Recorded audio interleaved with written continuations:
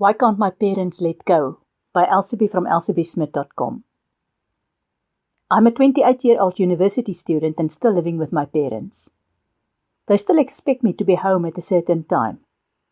I chose the university because my dad refused to support me financially if I moved into a dorm at a university of my choice.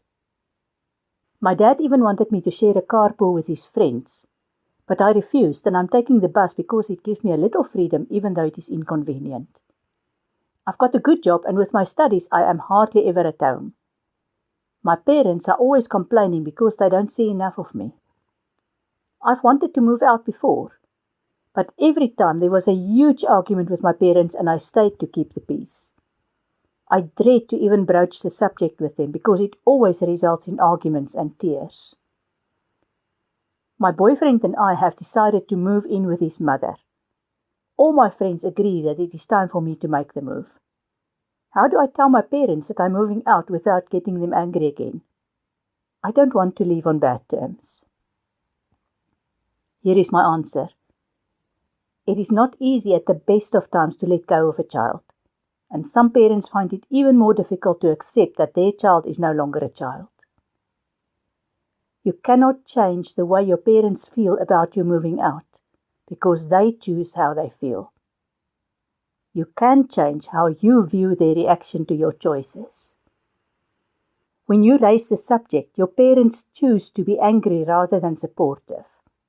You then choose to feel guilty rather than remain objective. Why do your parents insist on you staying with them? What are they afraid of? If they fear that they will never see you again, then tell them how often you will call them or visit them. And once you've moved out, keep your word, even if it is inconvenient for you. If they need your physical support because of health issues, find an alternative and get it in place before you move out. It might even be that they are no longer getting on with each other, and that their relationship depends on another person like you being present to cover this up. If that is the case, it is not your responsibility to be the solution. It is theirs to find the solution. Find out what their biggest fear is relating to you moving out, and help them find a way to deal with that. But remember that the fear is theirs, not yours. You do not need to feel guilty about wanting to get on with your life.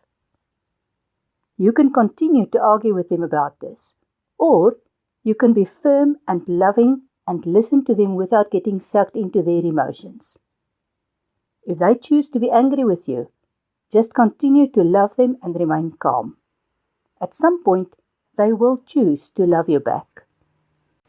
Find more of Elsabie Smith's books in hard copy, Kindle and audio on Amazon, or as audiobooks from your favorite audiobook provider.